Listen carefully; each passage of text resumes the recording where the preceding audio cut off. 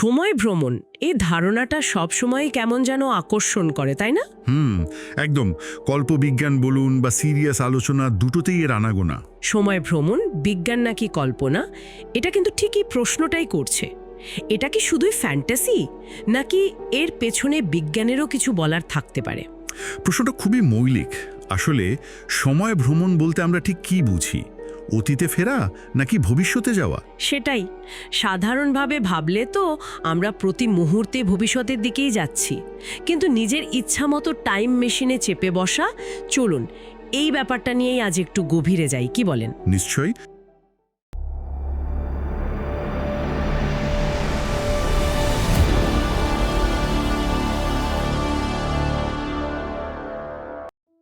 প্রথমেই কিন্তু আলবার্ট আইনস্টাইনের কথা বলা হয়েছে, তার আপেক্ষিকতা তত্ত্ব, তাই তো? হ্যাঁ, স্পেশাল থিওরি অফ রিলেটিভিটি বলছে যে কেউ যদি প্রায় আলোর গতির কাছাকাছি বেগে ছোটে, তার জন্য নাকি সময় ধীরে যাবে।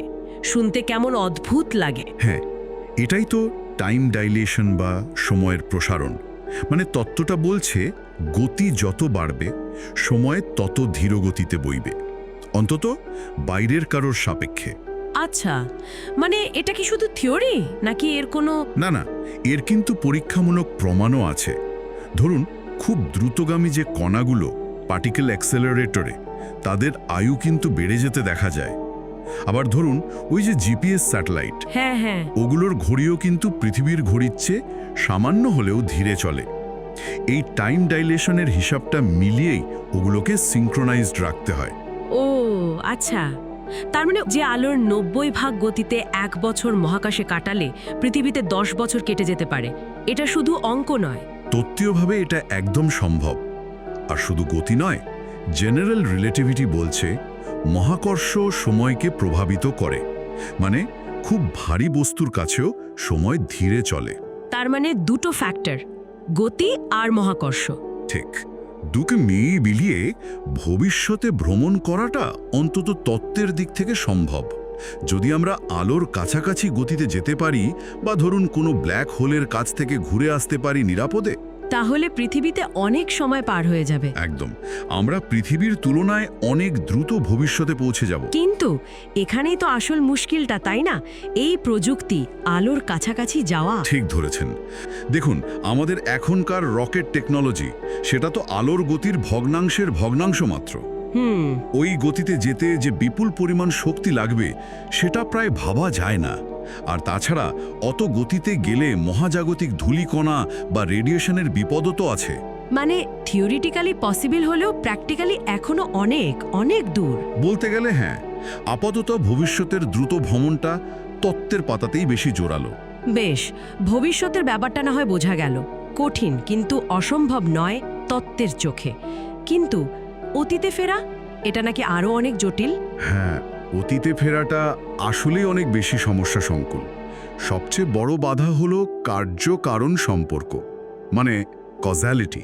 কজালিটি মানে কারণের পরে কার্য ঘটবে, এই নিয়মটা। ঠিক, কারণ সব সময় কার্যের আগে আসে। আপনি যদি অতীতে গিয়ে এমন কিছু করেন যা আপনার বর্তমানে আসার কারণকেই পাল্টে দেয়, তাহলে একটা প্যারাডক্স তৈরি হবে। ওই যে গ্র্যান্ডফাদার প্যারাডক্সের মতো। একদম ক্লাসিক উদাহরণ।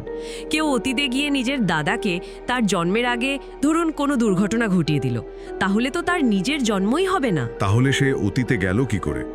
ঠিক, এটা তো একটা লুপের মতো হয়ে গেল। হ্যাঁ, এই কার্যকারণ শৃঙ্খল ভেঙে যায়, এটাই মূল সমস্যা। আচ্ছা, এই প্যারাডক্স এড়ানোর কি কোনো থিওরিটিক্যাল রাস্তা নেই? ওয়ার্মহোলের কথা বলছে উৎসটা। ওয়ার্মহোল, হ্যাঁ, এটাও আইনস্টাইনের জেনারেল রিলেটিভিটি থেকেই আসা একটা ধারণা। তত্ত্ব অনুযায়ী এটা স্পেস টাইমের দুটো দূরবর্তী বিন্দুকে জুড়ে দেওয়া একটা শর্টকাট হতে পারে। শর্টকাট মানে দুটো জায়গার মধ্যে বা দুটো সময়ের মধ্যে? তাত্ত্বিকভাবে দুটো সময়ের মধ্যেও হতে পারে, মানে অতীতে যাওয়ার একটা পথ খুলে যেতে পারে। কিন্তু এখানে অনেক কিন্তু আছে। কি রকম? প্রথমত, ওয়ার্মহোল আদৌ আছে কিনা তার কোনো প্রমাণই নেই। দ্বিতীয়ত, তত্ত্ব বলছে এগুলো যদি থেকেও থাকে, তবে সেগুলো মারাত্মক আনস্টেবল হবে, মানে ক্ষণস্থায়ী। ও, এগুলোকে খোলা রাখতে বা যাতায়াতযোগ্য করতে নাকি অমচ পরিমাণে নেগেটিভ এনার্জি বা এক্সোটিক ম্যাটার লাগবে, যার অস্তিত্ব এখনও প্রমাণিত নয়। তার মানে ওয়ার্মহোল দিয়ে টাইম ট্রাভেলও এখন শুধুই গণিত আর তত্ত্বের বিষয়। বলতে গেলে তাই। এখনো পর্যন্ত এটা মূলত থিওরিটিক্যাল ফিজিক্সের আলোচনার মধ্যেই সীমাবদ্ধ। তাহলে সব মিলিয়ে মূল বিষয়টা কি দাঁড়ালো? সময় ভ্রমণ নিয়ে এত কথা, এত সিনেমা, এত গল্প, বিজ্ঞান শেষমেশ কি বলছে? সারসংক্ষেপ করলে এটাই দাঁড়ায় যে ভবিষ্যতে ভ্রমণ তত্ত্বীয়ভাবে সম্ভব। আইনস্টাইনের তত্ত্ব পথ দেখাচ্ছে, যদিও প্রায়োগিক চ্যালেঞ্জগুলো অনেক বড়। কিন্তু অতীতে ফেরা, সেটা ওই কজালিটি আর প্যারাডক্সের জালে এমনভাবে আটকে আছে যে একে সম্ভব বলার মতো বৈজ্ঞানিক ভিত্তি এখনও তৈরি হয়নি। ওয়ার্মহোলের মতো ধারণাও বেশ স্পেকুলেটিভ।